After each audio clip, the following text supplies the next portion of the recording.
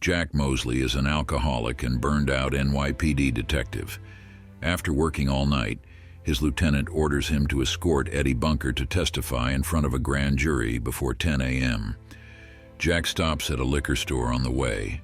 A gunman ambushes the car with Eddie inside. Jack kills the gunman and runs over his partner.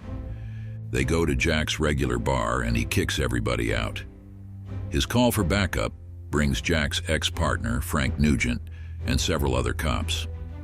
Frank explains that Eddie is about to testify against a cop who will testify against others to save himself. Frank takes Jack's gun and gives it to Eddie. Forced, Eddie fires the gun, but before his execution, Jack uses the bar's shotgun and cripples the executioner.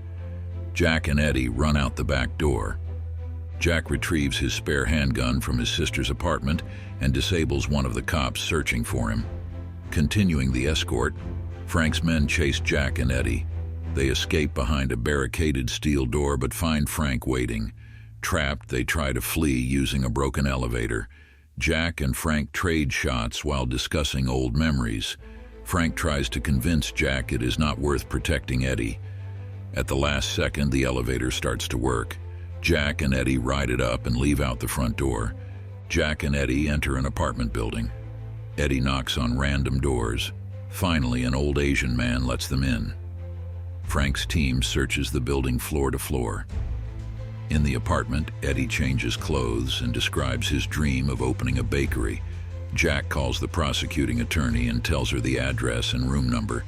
She sends more cops.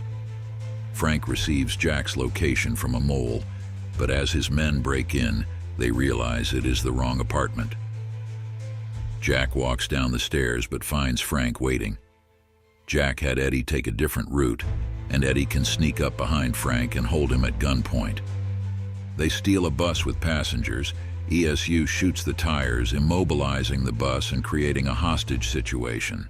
Jack forces the passengers to cover the windows with newspaper. Before ESU storms the bus, Jack releases all the passengers while Eddie sneaks off in the confusion. Jack remains on the bus, but the cops still believe that there are 8 more hostages. The bus driver admits he was the last passenger. Eddie returns, yells for the cops not to shoot, and gets back on the bus. Jack drives the bus with ESU chasing them into an alley. ESU shoots Eddie, but he and Jack escape into a building. Jack calls his sister, a paramedic, to mend Eddie's wound. Jack has his sister call an ambulance. Inside, Jack reveals to Eddie that he is one of the cops that Eddie was testifying against. Jack asks Eddie to leave and leave the trial to him. Jack limps into the courthouse car park, but runs into Frank. Jack confronts Frank about their crimes. Frank finally loses his cool and lets Jack get into an elevator, but orders one of his men upstairs to kill him. Security surrounds Jack, but he announces he is testifying instead of Eddie. Frank's man still tries to kill him, but a SWAT sniper shoots the assassin.